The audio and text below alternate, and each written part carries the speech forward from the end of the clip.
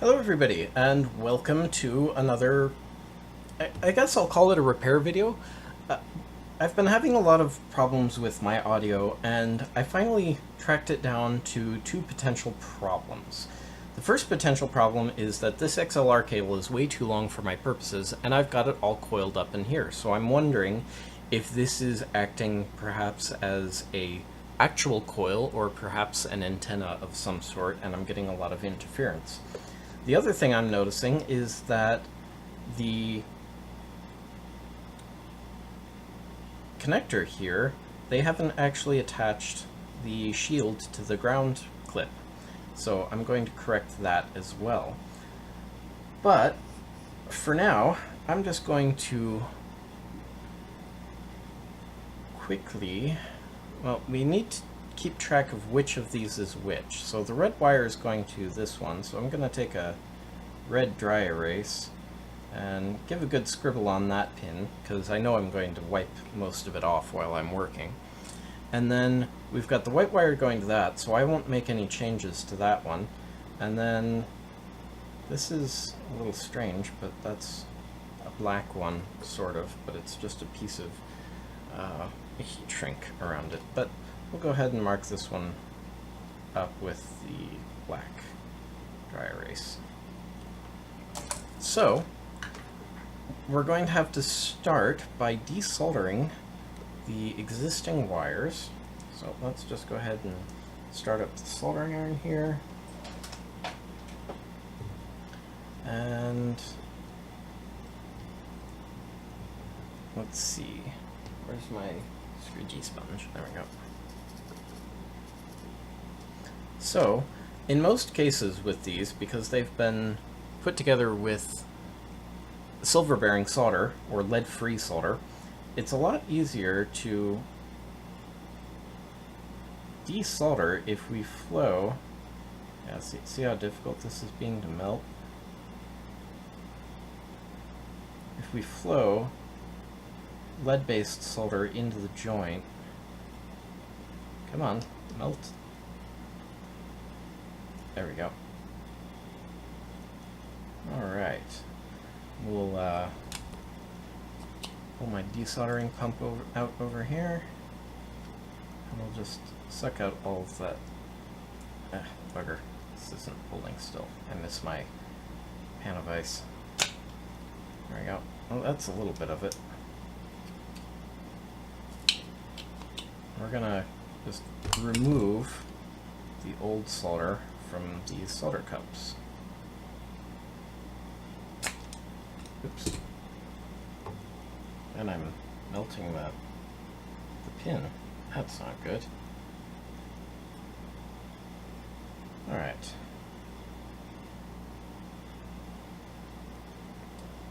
Let's do this one next.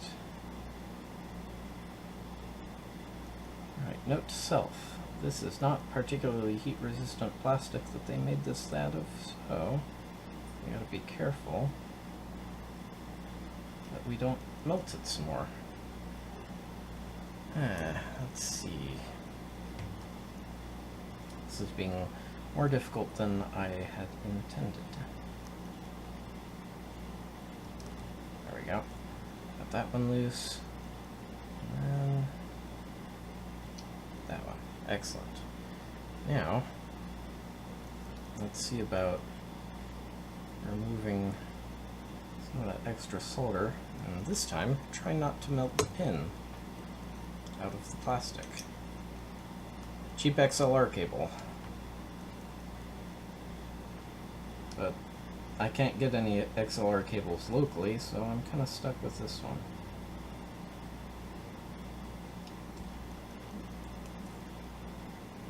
Let's throw some new solder in there. There we go.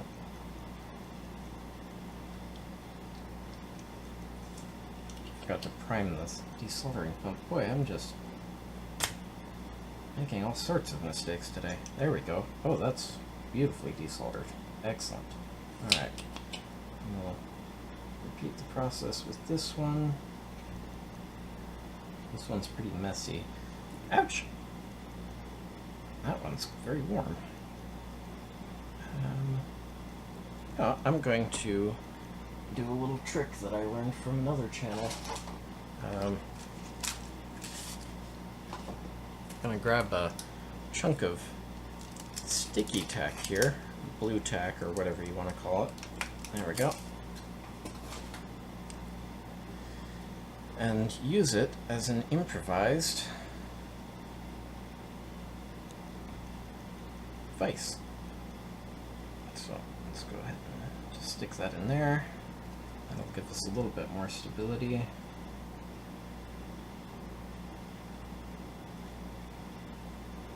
Of course, this is not cooperating at all. There we go. This looks pretty good. Oh, there's a big blob right here on the side. If we can encourage that to move up.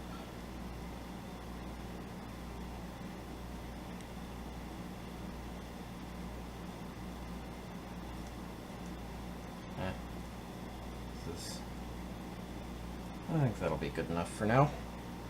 Alright, so the next step is to find my diagonal cutters. Alright, let's nip this off, and let's see, how long do I want the new cable to be?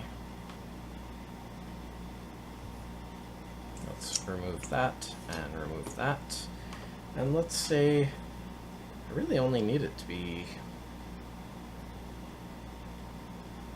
about this long.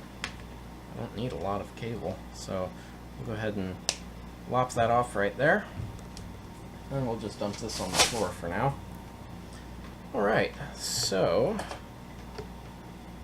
the next thing that we have to do is very carefully cut off the outer sleeve. And these aren't the best wire strippers to use for this process, but it's all I've got at the moment, so I'm just going to be really careful and hopefully, ow,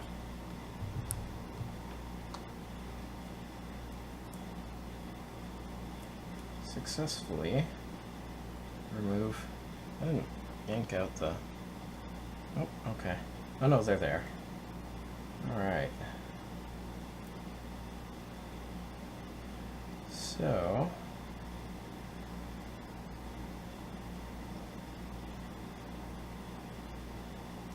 I'm not sure about this, but I think that shield is supposed to, oh no, it's commoned up with, okay, so I guess they did sort of put the shield in, but let's get this outer braid. There we go.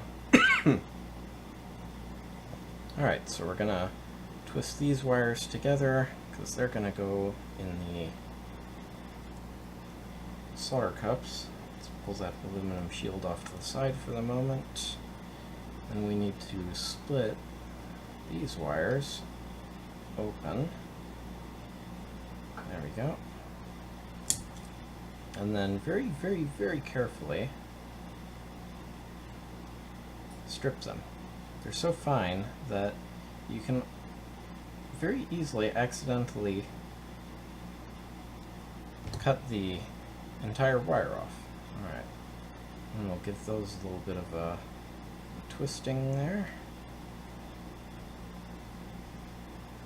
At least it feels like actual copper and not copper-coated aluminum, which is absolutely terrible stuff.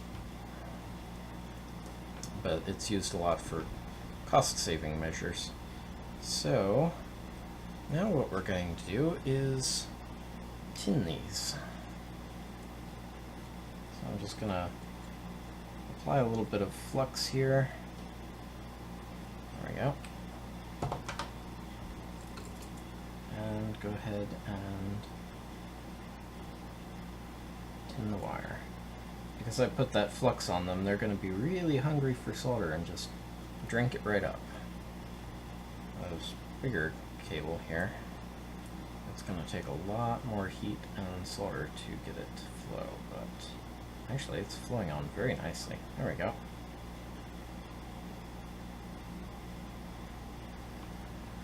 Okay, so let's go ahead and solder on the red wire. So what I'm going to do here,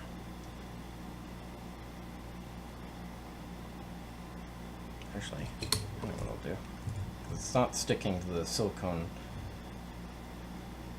work mat here, which makes a certain amount of sense. Let's flow some new solder into this cup.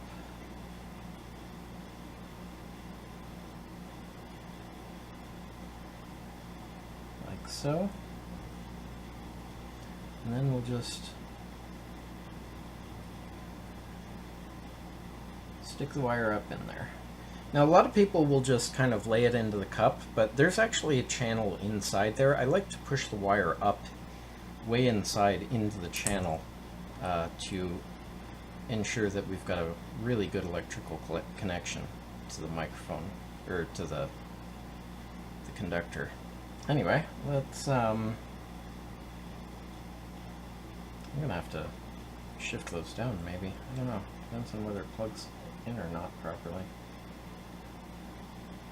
Alright, so we'll flow solder in there. Do the same thing with this one.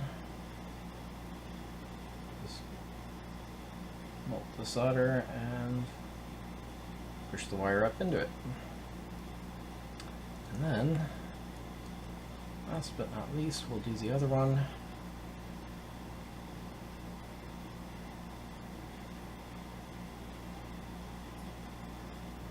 Flow solder in. I'm actually going to nip off just a little bit of this one to make it a little easier to navigate. There we go. And I've done what I always do. I'm going to have to desolder these.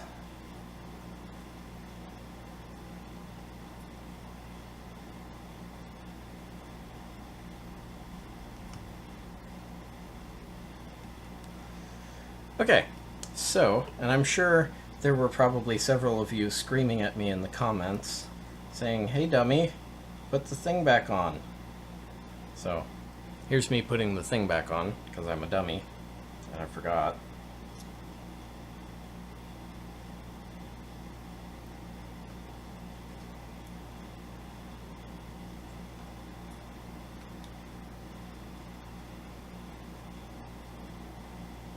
There we go.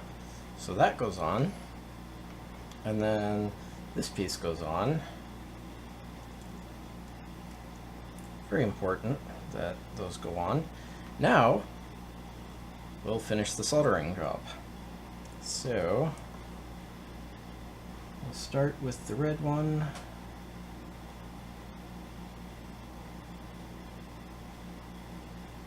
we go. Kind of want to that back, if I can do that. No, because it'll melt the... I'll have to figure that out later, if I even need to. Alright, so the white one.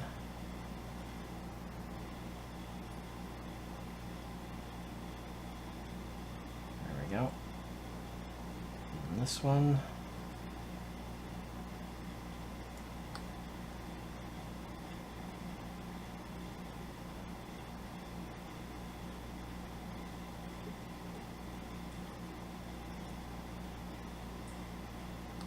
Isn't really wanting to go on there very nicely, but I think that's good enough.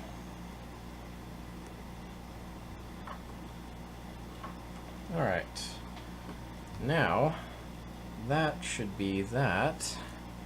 So this comes up on there, and then this comes up over top like that. And then this goes in like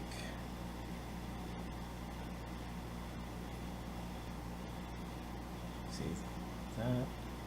Where are the keys? Okay, so those go over there. There we go. And then this one goes like that. And those go up in there, and then this comes up like this. And then you screw that on, and that should be a working XLR cable. Let's see if it still plugs into the iRig thing. Yep, still plugs into the iRig, so I'll test this to make sure it's working later. But yeah, that's just a quick hacking a way too long XLR cable down to something a little more manageable. So, if you liked the video or have any questions, feel free to ask anything in the comments below. Consider clicking right here to subscribe for more videos. Right over here, I will have a video that YouTube thinks you'll find interesting based on your watching habits. Over here will be the repairs playlist. I think I have a repairs playlist. And right here will be my Patreon link in case you'd like to support my channel. So thanks so much for watching, and we'll see you next time. Bye-bye.